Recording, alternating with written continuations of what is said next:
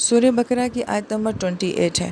اللہ تعالیٰ فرما رہے ہیں کیف تکفرون باللہ، کہ تم کس طرح سے اللہ تعالیٰ کا انکار کر سکتے ہو یا کفر کر سکتے ہو۔ وکنتم امواتا، جبکہ تم مردہ تھے، فاحیاکم، پس ہم نے تمہیں زندہ کیا، ثم پھر یمیتکم، وہ تمہیں موت دے گا، ثم پھر یحییکم، وہ تمہیں پھر زندہ کرے گا، ثم پھر الیہ ترجعون، تم اس کی طرف لوٹائے جاؤ گے۔ بہت خوبصورت قرآن پاک کی آیت مبارکہ ہے، اس کی تفسیر بہت ہی اعلیٰ ہے۔ ترجمے میں یہ بات دیکھیں کہ اس آیت مبارکہ میں کتنی مرتبہ جو ہے وہ زندگی کا ذکر کیا گیا ہے، تو 2 زندگیوں کا ذکر کیا گیا ہے، اور موت کا تذکرہ کتنی مرتبہ آ رہا ہے، وہ بھی 2 مرتبہ آ رہا ہے۔ مگر غور طلب بات یہ ہے کہ وَكُنْتُمْ أَمْوَاتًا، تم مردہ تھے، پھر ہم نے تمہیں زندہ کیا۔ تو مردہ ہونے کے لیے زندہ ہونا ضروری ہے، اور اس کا مطلب ہے کہ اس پہلی موت سے پہلے بھی انسان کی کوئی زندگی تھی، جس کی وجہ سے اس کو پھر موت دی گئی تھی، اور پھر دوبارہ اس کو دنیا میں زندہ کیا گیا ہے۔ لہٰذا وہ زندگی کہاں تھی؟ تو مفسر کرام یہ فرماتے ہیں کہ جب اللہ پاک نے تمام روحوں کو تخلیق فرمایا تو گویا کہ روحیں آسمانوں پہ زندہ تھیں، پھر ان کو آسمانوں میں کہیں سلا دیا گیا، یا جو بھی معاملہ ہوا، کیونکہ آسمان سے تعلق رکھتا ہے، اس کے بارے میں کوئی کنفرم بات نہیں کی جا سکتی، جیسے کہ نہ کوئی کولڈ سینٹر ہو کہ جہاں پہ روحوں کو جو ہے وہ سلا دیا گیا ہو، یا ان کو کس قسم کی موت دی گئی، واللہ عالم، یہ بھی اللہ تعالیٰ کی ذات جانتی ہے۔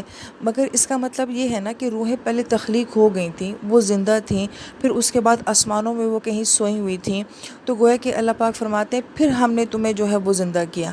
جس روح کو دنیا میں آنا تھا اس کو حیات دی گئی، اور اس کو ماں کی پیٹ میں ڈالا گیا، اور پھر اس کے بعد زندگی کا ایک سلسلہ شروع ہوا۔ اگر اس تفسیر کو پھر دیکھا جائے تو اس کا مطلب ہے کہ 3 زندگیاں ہوتی ہیں، 2 موتیں ہوتی ہیں۔ ہم آسمانوں میں زندہ تھے، پھر ہمیں سلا دیا گیا، جس کو موت کہا گیا ہے۔ یہ ایک زندگی اور موت تو ہماری آسمانوں پہ ہی ہو گئی ہے۔ پھر ہمیں دوبارہ دنیا میں زندہ کیا گیا، یہ ہماری دوسری زندگی شروع ہو گئی ہے۔ اس کے بعد پھر انسان کو موت دی جائے گی، یہ ہماری دوسری موت ہو جائے گی۔ اس کے بعد پھر انسان کو زندگی دی جائے گی، اور وہ ہمیشہ کی زندگی ہوگی، گویا کہ وہ تیسری زندگی ہوگی۔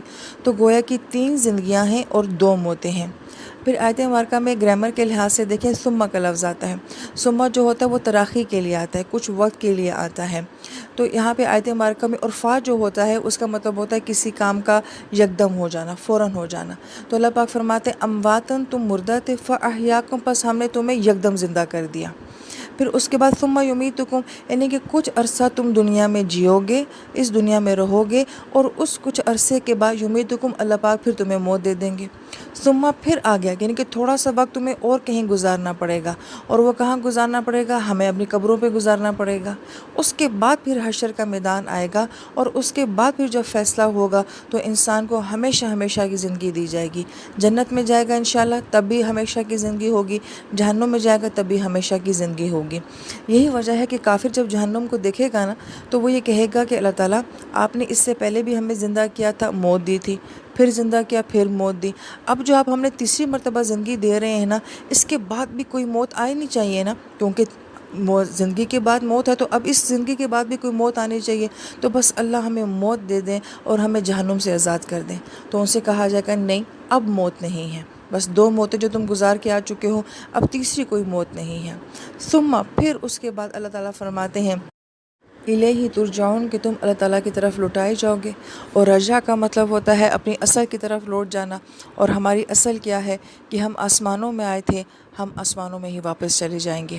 ہم اس دنیا کی مخلوق ہی نہیں ہیں، چونکہ ہم جہاں کی ہیں وہیں آخر میں ہمیں واپس لوٹ جانا ہے۔